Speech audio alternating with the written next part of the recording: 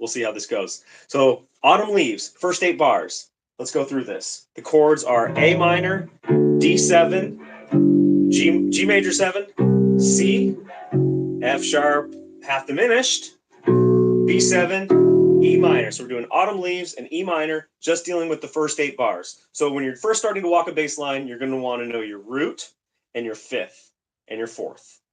That's pretty much it.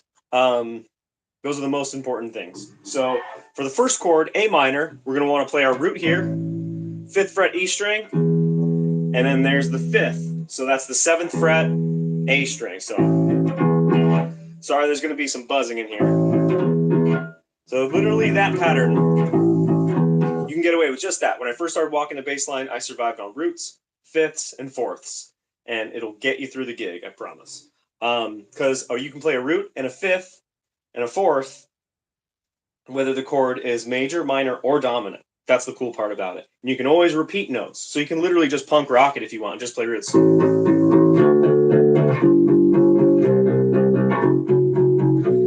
make it through the gig. But if you can get the fifth in there,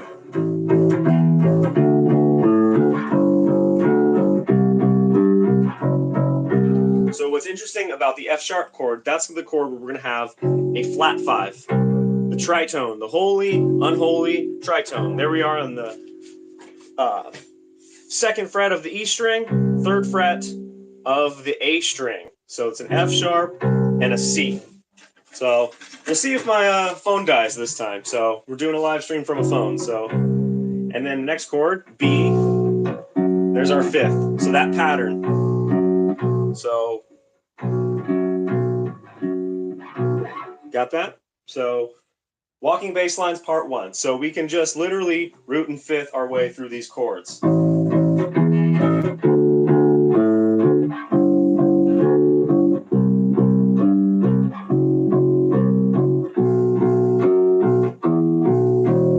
So if you know where your roots, your fourths, and your fifths are, and your octave, you can get through the tune. So I would start to know where your octaves are and where your root and your fifth and your fourth are for each chord. So for instance, the A chord, we have the root here, the fifth here, and then that's also the octave. So this is the octave pattern. And this, what's cool about this is everywhere on a 4-string bass. So you can get used to these certain patterns, and the patterns repeat themselves. So what the chord is, who cares? Just know the patterns, have some fun with it. Play music, that's the whole point. It's supposed to be fun.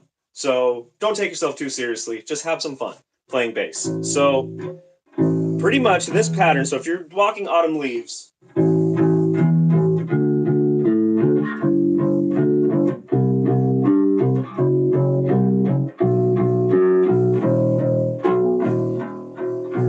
I'm doing the root and the fifth for the E chord.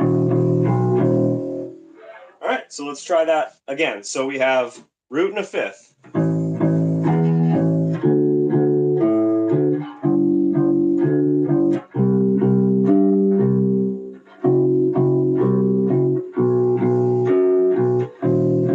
Notice how I'm repeating the root twice because that's totally legal, totally perfectly fine. And your band's going to be happy with you repeating the root. Trust me, they're not going to be mad that, oh, you played the root too many times. I highly doubt it. And often when you're playing the third and other things on the downbeat, it kind of gets wonky or starts to get weird. So you really just want to get used to playing your roots, fifths, and fourths. So say, for instance, there's our also A. We can go.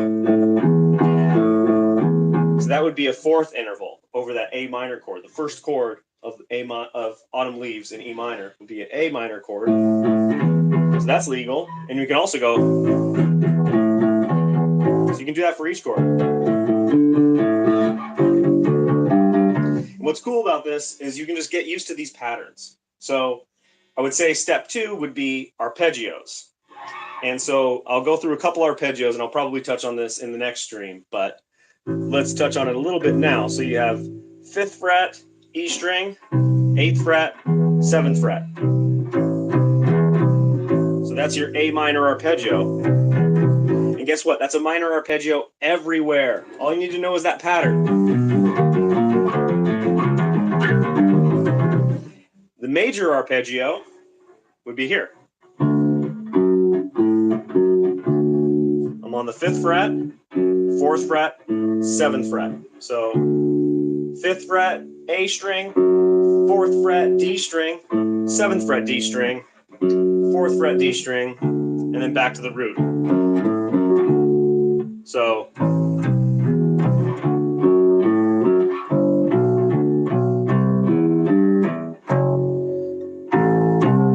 that's the weird one. That's the half diminished chord. And then back to major. So a dominant 7 chord, a major arpeggio is going to work. Just your root, your 3rd, and your 5th. You don't really need to play the 7th. It's okay. That's one of the cool things about playing bass. You can have all these upper extensions happening in the song, and it doesn't really matter to us as bass players. As long as we're nailing the root and the 5th, the correct 5th, hopefully.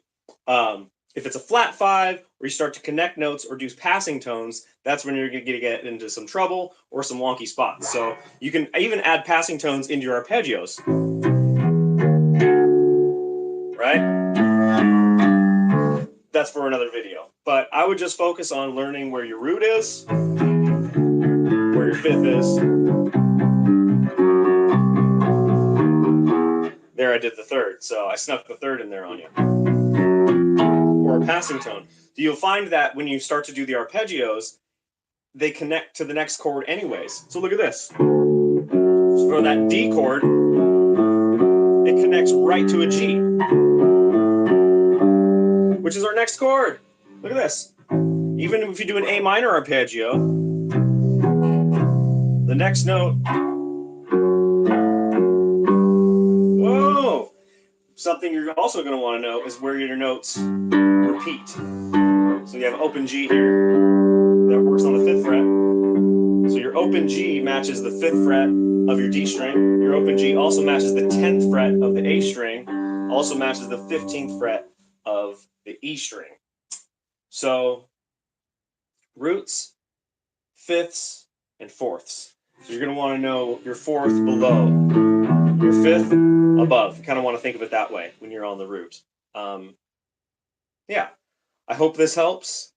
So when walking a bass line, this is part 1. So this is roots and 5ths, bass line basics, know your root, know your 5th. If you know the 3rd, you're there. You can already get your arpeggios.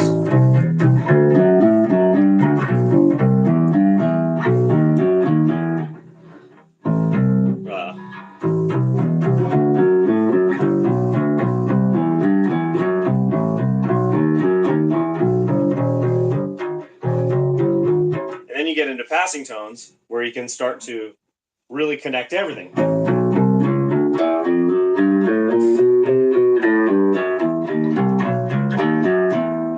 So I hope this made sense. I hope you have fun, play music.